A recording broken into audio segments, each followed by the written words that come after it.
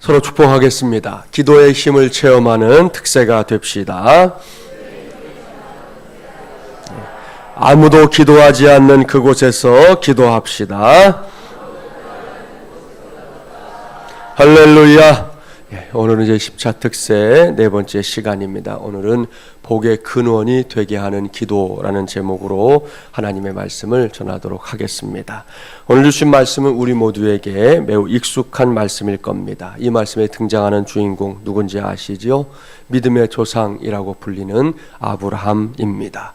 본래 이름은 오늘 본문에도 나오지만 아브람이었는데 하나님께서 훗날 그의 이름을 아브라함이라고 바꿔주셨다는 거 다 아시죠? 그 아브라함에 관해 이제 말할 때마다 성경 공부를 하든 또 설교를 하든 어쨌든 이 사람에 대해서 말할 때마다 결코 빼놓을 수 없는 말씀이 오늘 우리가 봉독한 바로 이 말씀입니다. 아브라함은 아버지인 데라를 따라 우상의 땅이었던 갈대아 우르를 떠나 이제 가나안 땅을 향해 가게 됩니다. 그 여정에서 데라는 안타깝게도 가나안 땅까지 가지 못했습니다. 중간에 이제 하란이라고 하는 곳에 일정 시간 머물게 되었는데 그곳에서 그만 데라는 세상을 떠나고 맙니다. 그 후에 데라의 장남이었던 아브라함에게 믿음의 계승이 이제 이어지게 되는데요. 오늘 주신 말씀은 바로 그 시기의 기록입니다. 본문 1절 말씀 함께 봉독해 볼까요? 1절입니다. 여호와께서 아브라함에게 이르시되 너는 너의 고향과 친척과 아버지의 집을 떠나 내가 내게 보여줄 땅으로 가라. 아멘. 이것은 분명히 하나님의 말씀입니다. 그런데도 저는 처음으로 이제 창세기를 읽었을 때 이 말씀 때문에 고개를 갸우뚱했던 적이 있었습니다. 지금도 그렇지만 이스라엘이라는 나라가 우리나라처럼 한 도시를 이렇게 떠나면 바로바로 다른 도시가 나타나는 그런 나라가 아닙니다. 도시를 벗어나면 그냥 바로 허벌판 광야입니다. 요즘처럼 대중교통이 있어서 혹은 자가용들이 있어서 이곳에서 저곳으로 옮겨 다니는 일이 쉬운 그런 시대도 아닙니다. 마냥 걸어야 합니다. 기껏해야 말이나 나귀 같은 짐승들의 도움을 받아서 이동하는 것이 전부지요. 그러니 하나님께서 아브라함을 어딘가로 이렇게 보내실 것이라면 구체적으로 아브라함아 너 어디로 가라 이렇게 명시적으로 말씀해 주셔야 하는 거 아니겠습니까? 처음 성경을 읽을 때 제 생각에는 그래야 할 것 같았는데 성경은 그렇지 않더라는 것이죠. 전에 사용하던 개역 성경에서는 내가 내게 지시할 땅으로 가라 그렇게 번역해 놨고요. 지금 우리가 사용하고 있는 개역 개정에서는 그 의미를 더 살려서 내가 내게 보여줄 땅으로 가라 이렇게 번역해 놓았습니다. 이 두 가지 모두 아무리 생각해 봐도 이제 우리 편에서 아브라함 편에서 생각해 보면 마치 안개 속을 걷는 것 같은 그런 느낌이 든다는 것이죠. 너 어디 지명을 가리켜서 거기로 가 그러면 네 그러고 가겠는데 내가 내게 지시할 땅 보여줄 땅으로 가라 그러시는 게 좀 의아스럽다는 것이죠. 오늘 본문을 다시 보십시오. 하나님께서 아브라함에게 고향과 친척과 아비집까지 다 뒤로하고 새로운 거주지를 찾아 떠나라고 말씀하고 있습니다. 그런데 그렇게 큰 결단을 내리고 막상 찾아가야 할 목적지가 어딘지 그것을 모르겠다는 것이죠. 한마디 말씀만 하나님이 하시는 거예요. 내가 내게 보여줄 땅으로 가라. 그 땅이 도대체 어디입니까? 저는 이 말씀을 처음 대할 때 하나님이 좀 무심하시다 그런 생각을 했었습니다. 여러분의 생각은 어떤지 모르겠습니다. 여기서 혹 저처럼 이렇게 하나님에 관해 오해를 갖고 있는 성도가 있다면 확실히 풀고 갔으면 좋겠습니다. 사랑하는 서병사 여러분, 아브라함을 이렇게 지금 부르고 있는 하나님 어떤 하나님입니까? 성격이 괴팍하고 고약한 그런 하나님입니까? 누군가를 골탕 먹이면서 막 한없이 고소하다, 깨소금 맛이 난다, 이런 그런 하나님이시냐는 거죠. 아닙니다. 결코 아닙니다.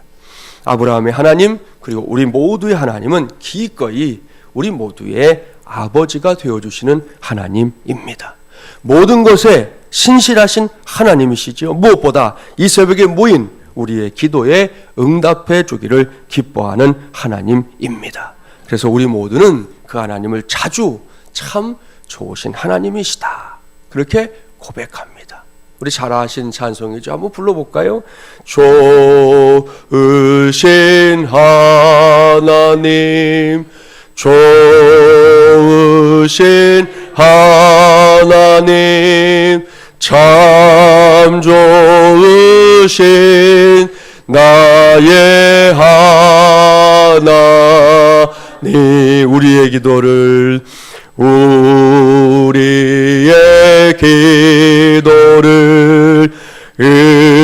응답해 주시는 참 좋으신 나의 하나님, 당신의 기도를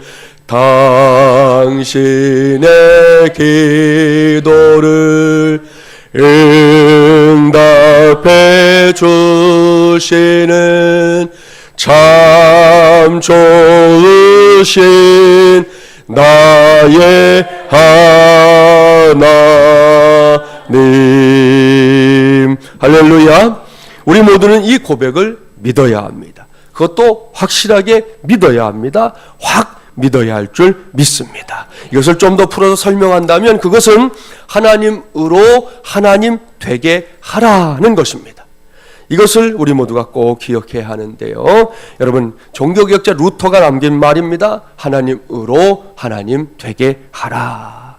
무슨 뜻입니까? 하나님을 제한하지 말라는 것이죠. 전능하신 하나님, 창조주 하나님을 그 고백 그대로 믿으라는 말씀입니다. 지나간 역사 속에 수많은 부흥의 사건들이 있었습니다. 그렇다면 부흥이란 무엇입니까? 어렵지 않습니다. 부흥이란 하나님의 하나님 되심을 성도들이, 하나님의 사람들이, 심지어 믿지 않는 사람들까지도 영적으로 각성하게 되는 것, 그것이 부흥인 것이에요. 거룩하신 하나님, 전능하신 하나님, 지극히 높으신 하나님, 영광의 하나님, 신실하신 하나님, 긍휼과 자비의 하나님, 창조주 하나님에 대하여 영적으로 각성할 때 바로 그곳에서 진정한 부흥이 일어났던 것입니다. 그런데 가만히 보면 사람들이 잘 믿지를 못해요. 자신의 상식을 내세우고 자신의 경험을 내세우며 하나님을 믿을 수 없다 말합니다. 이것이 아주 큰 문제입니다. 하나님께서 이렇게 쓰시기 가장 어려운 사람이 누군지 아십니까? 지나치게 상식을 내세우는 사람이에요. 이런 사람들이 많은 교회에서는 그야말로 아무런 일도 못합니다. 요구하자 그러면 그거는 안 되는 거라고, 저거 하자 그러면 그건 사람들이 상상도 못할 일이라고 이러면서 자꾸만 일을 막으니 무슨 일이 되겠어요? 아무런 일도 못하는 것이죠.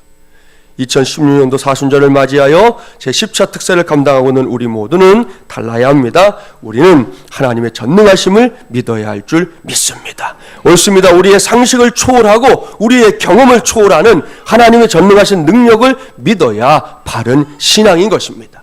하나님은 죽은 자도 살리시며 없는 것을 있는 것으로 부르시는 하나님이시다 하는 사실을 확실하게 믿어야 할 줄 믿습니다. 하나님께서 아브라함에게 지금 그러한 믿음을 요구하는 거예요. 내가 내게 보여줄 땅으로 가라. 계속해서 말씀에 귀를 기울여 볼까요? 이 말씀에 순종할 때 하나님께서 더해 주실 위대한 복이 선언되고 있습니다. 본문 2절과 3절 말씀 함께 봉독해 볼까요? 내가 너로 큰 민족을 이루고 내게 복을 주어 내 이름을 창대하게 하리니 너는 복이 될지라. 너를 축복하는 자에게는 내가 복을 내리고 너를 저주하는 자에게는 내가 저주하리니 땅의 모든 족속이 너로 말미암아 복을 얻을 것이라 하신지라. 아멘. 여러분, 이 말씀도 잘 아시죠? 하나님께서 아브라함에게 복을 주시겠다 약속하고 있는 이 말씀 말입니다. 특별히 이제 2절에 기록된 너는 복이 될지라 라는 말씀을 이제 개역성경, 이전에 쓰던 개역성경으로 보면 어떻게 되어 있는지 아마 기억하실 거예요. 너는 복의 근원이 될지라. 저는 개인적으로 이 번역이 더 좋아요. 무엇보다 이게 스케일 면에서 더 좋습니다. 너는 복이 될지라 라는 말씀은 이 말씀을 받는 아브라함 그 당사자에게서 끝나는 표현입니다. 반면에 너는 복의 근원이 될지라 라는 말씀은요, 아브라함은 물론이고 아브라함을 통해 또 다른 사람들에게까지 복이 계속해서 흘러간다는 표현이지요. 그러니 전자보다 후자가 더 낫지 않습니까?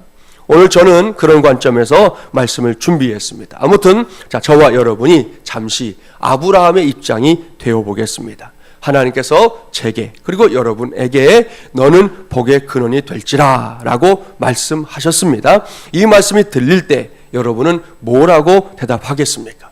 보기를 드립니다. 우리 교회는 인심이 좋아갖고 보기를 막 드려요. 고르면 돼요. 1번 아멘, 2번 노멘. 두 가지예요. 어렵지 않죠? 자, 제가 너는 복의 근원이 될지라 라고 말씀을 선포하면 여러분은 이제 각자 자기의 마음의 감동대로 아멘을 하든 노멘을 하든 선택을 하시면 되는 거예요. 자, 해볼까요? 하나님께서 이 시간 말씀하십니다. 마주물 예라민이여 너는 복의 근원이 될지라. 할렐루야. 예, 대답을 잘 하셨어요.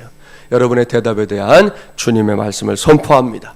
내 믿음대로 될지어다. 아멘. 자, 신바람이 납니다. 하나님께서 우리 한 사람 한 사람을 향해 너 복 받아라 이렇게만 말씀하셔도 신바람이 날 일이에요. 그런데 너는 복의 근원이 되는 복을 받아라 이렇게 말씀하고 있으니 신바람이 나도 더블로 신바람이 나야 할 줄 믿습니다. 그리고 그렇게 더블로 신바람이 난 그 지점에서 오늘의 말씀 끝! 제 마음 같아서는 이렇게 하면 좋겠어요. 그런데 다 아시죠? 오늘 주신 말씀의 끝은 여기가 아닙니다. 아직 남아있는 말씀이 있습니다. 이제부터 그 말씀을 보려고 하는데요. 저는 오늘 남아있는 말씀을 한마디로 이렇게 요약해 본 거예요. 복의 근원이 되게 하는 기도. 복의 근원이 되게 하는 기도. 할렐루야. 앞서 하나님으로부터 너는 복의 근원이 될지라 라는 말씀을 받는 것, 이것은 더블로 신바람이 나는 일이다 말씀드렸고 여러분도 동의했습니다. 그것을 전제로 우리가 생각해 봐야 할 것이 하나 남아 있습니다. 이겁니다. 하나님께서 그렇게 말씀하셨으니 그 다음에 아브라함이 이미 지금 말씀하셨잖아요. 아브라함에게 너 복의 근원 되라 말씀하셨는데 그 다음에 아브라함이 오늘은 우리가 해야 할 건 아무것도 없는 걸까요? 하나님 말씀하셨으니까, 그리고 아멘 했으니까 아브라함도 우리도 더 이상 할 게 없냐 이거예요. 하나님께서 그렇게 말씀하셨으니 그 다음에 아브라함이나 또 우리가 가만히 있으면서 하늘에서 감이 뚝뚝 떨어지기를 기다리면 되는 걸까요? 이제부터는 약속도 받았겠다 뭐 까짓 거 될 대로 되라 이러고 있어도 아브라함이 우리가 복의 근원이 될 수 있느냐는 질문입니다. 그렇지 않습니다. 이것은 성경적인 원리가 아니에요. 여러분 성경을 보면 하나님이 제일 싫어하시는 사람들의 부류 가운데 한 부류가 누구냐? 불한당이거든요. 땀 흘릴 줄 모르는 사람들 하나님은 싫어하세요. 그런 사람들 결코 기뻐하지 않아요. 오늘 그런 관점에서 보면 하나님이 복 주시겠다, 너 복 근원 되라 그랬는데 그 다음에는 가만히 있으면서 약속 받았으니까 뭐 이제 됐지 뭐 이러고 있는 것은 하나님의 식이 아니라는 거예요. 무엇보다 오늘 이 말씀을 우리보다 먼저 받았던 아브라함이 그렇게 살지 않았습니다. 그런 관점에서 이제 남아있는 말씀을 보자는 거예요. 본문 7절부터 9절까지의 말씀 함께 봉독합니다. 7절부터 9절입니다. 여호와께서 아브라함에게 나타나 이르시되 내가 이 땅을 내 자손에게 주리라 하신지라. 자기에게 나타나신 여호와께 그가 그곳에서 제단을 쌓고 거기서 베델 동쪽 산으로 옮겨 장막을 치니 서쪽은 베델이요 동쪽은 아이라. 그가 그곳에서 여호와께 제단을 쌓고 여호와의 이름을 부르더니 점점 남방으로 옮겨갔더라. 아멘. 할렐루야. 이 말씀에서 우리 모두가 발견해야 하고 확신해야 할 것이 바로 복의 근원이 되게 하는 기도입니다. 잘 보십시오. 하나님으로부터 너는 복의 근원이 될지라 라는 놀랍고도 위대한 메시지를 받은 아브라함이 어떻게 살고 있습니까? 하나님께 이미 약속을 받았으니 그 다음에 제멋대로 살고 있습니까? 아니죠. 하나님과 적당한 거리를 둔 채 살고 있습니까? 그것도 아닙니다. 복의 근원에 관한 약속을 받은 아브라함은 이전보다 더, 약속을 받기 전보다 더, 하나님께서 나타나셔서 말씀을 주시기 전보다 더 하나님을 가까이 하고 있다는 것이에요. 이게 중요한 것이에요. 그야말로 하나님께 밀착된 삶을 살고 있습니다. 그 증거가 무엇입니까? 아브라함이 가는 곳마다 제일 먼저 한 일이 무엇인지 보면 됩니다. 뭘 하고 있습니까? 제단을 쌓고 있습니다. 누구를 위한 제단입니까? 하나님을 위한 제단입니다. 그런 다음에 뭘 하고 있습니까? 여호와의 이름을 부르고 있습니다. 기어 들어가는 목소리로 불렀을까요? 크게 불렀을까요? 크게 불렀습니다. 체면상 한 번쯤 불러봤을까요? 온 마음을 다해 불렀을까요? 온 마음을 다해 불렀습니다. 여호와의 이름을 부르면서 짜증을 냈을까요? 가슴이 뛰었을까요? 가슴이 뛰었습니다. 이 모두가 무엇입니까? 제가 이 모든 것을 오늘 하나로 묶어서 붙인 이름이 있다니까요. 그것이 바로 복의 근원이 되게 하는 기도입니다. 할렐루야. 사랑하는 새벽영사 여러분, 제가 이 시간에 무엇을 여러분에게 전하려고 하는 것인지 아시겠지요? 우리 모두가 지금 신앙생활을 하고 있는데요, 우리의 신앙생활이 성공적인 신앙생활이 되길 바란다면, 우리의 신앙생활이 열매가 있는 신앙생활이 되길 바란다면, 하늘에서 감이 뚝 떨어지길 바라면서 멍하니 있어서는 안 된다는 거예요. 뒷짐지고 여기 기웃 저기 기웃 하면 안 된다는 거예요. 성공적인 신앙생활, 열매 맺는 신앙생활을 위해 반드시 힘써야 할 것이 있습니다. 꼭 해야 할 것이 있습니다. 그것은 늘 당부하지만 아브라함처럼 하나님께 예배하는 것입니다. 이것을 어떤 것과도 바꾸면 안 됩니다. 이것은 1순위의 문제가 아닙니다. 0순위의 문제입니다. 옳습니다. 우리의 신앙생활에서 예배를 대신할 수 있는 것은 없습니다. 바꿀 수 있는 거 없습니다. 타협은 더더욱 안 되는 것입니다. 한국교회의 위대한 전통 중에 하나가 성수주일의 전통이라니까요. 우리 믿음의 선배님들, 우리보다 그래요. 많이 배우지 못한 사람도 많았고 어렵고 힘든 시절, 보릿고개 넘는 시절을 살았어도 그분들이 절대로 포기하지 않았던 거, 주일이 되면 하나님께 예배하는 것만큼은 포기하지 않았어요. 다른 거 다 하다가도 다 집어 던져놓고 하나님께 달려가서 예배하는 것만큼은 꼭 지켰던 사람들이 우리 믿음의 선배들, 이 한국교회의 틀을 만들었던 분들이라는 것이죠. 어떤 것도 타협의 대상이 될 수 없다는 것. 기도도 마찬가지예요. 대신할 수 있는 것이 없어요. 대충대충 할 수 있는 것이 아닙니다. 간혹 기도하면서 어떤 모양으로든 이제 의구심을 갖거나 심지어 기도에 응답을 놓고 응답 받아놓고도 무심코 우연이라는 단어를 사용하는 성도들이 있는데요. 그런 사람들은 제가 이제 드리는 이야기에 귀를 기울여야 합니다. 한 목사님이 캠브리지 대학에서 설교 부탁을 받고 이제 설교를 하게 됐어요. 그는 석학들이 뭐 다 공부 잘하는 사람들끼리 모여있는 그곳에서 도대체 무슨 설교를 해야 하나 고민하다가 기도를 응답하시는 하나님이라는 제목으로 이제 설교 준비를 했습니다. 그리고는 담담하게 이제 하나님 말씀을 전했는데요. 설교가 진행되는 중에 저 뒤에 앉아있던 청년 하나가 벌떡 일어나서 앞으로 걸어 나오면서 따져 묻는 거예요. 이 예배의 기본도 모르는 거죠. 아무튼 이렇게 물어서, 목사님, 지금이 어떤 시대인데 기도가 응답된다고 말씀하십니까?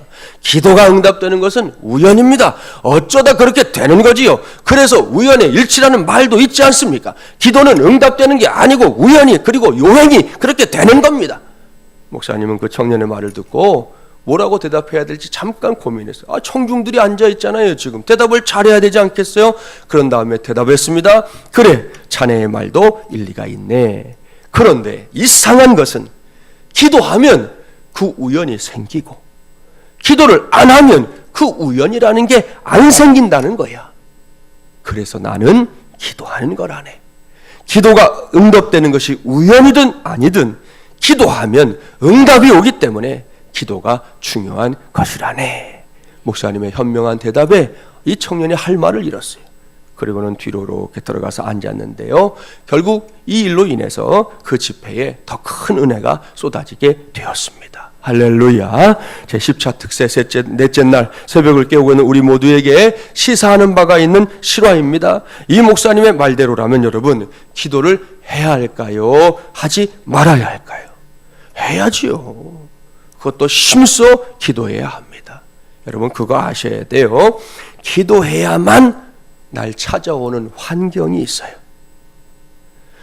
여러 가지 살다 보면 물질에 대한 고민들도 있으시잖아요. 그런데 기도해야만 오는 자금도 있어요. 기도해야만 오는 사람들도 있고요. 기도해야만 얻게 되는 아이디어도 있어요. 이것이 사실이기 때문에 제가 오늘 감히 복의 근원이 되게 하는 기도, 그런 기도가 있다고 여러분에게 이렇게 말씀을 드릴 수 있는 것입니다. 이 새벽에 저도 여러분도 기도하되 그냥 기도하는 것이 아니라 내 자신이 복의 근원이 되게 하는 기도를 할 수 있기를 바랍니다. 또 내 옆에 있는 그 성도가 복의 근원이 되게 하는 기도를 해주시기를 바랍니다.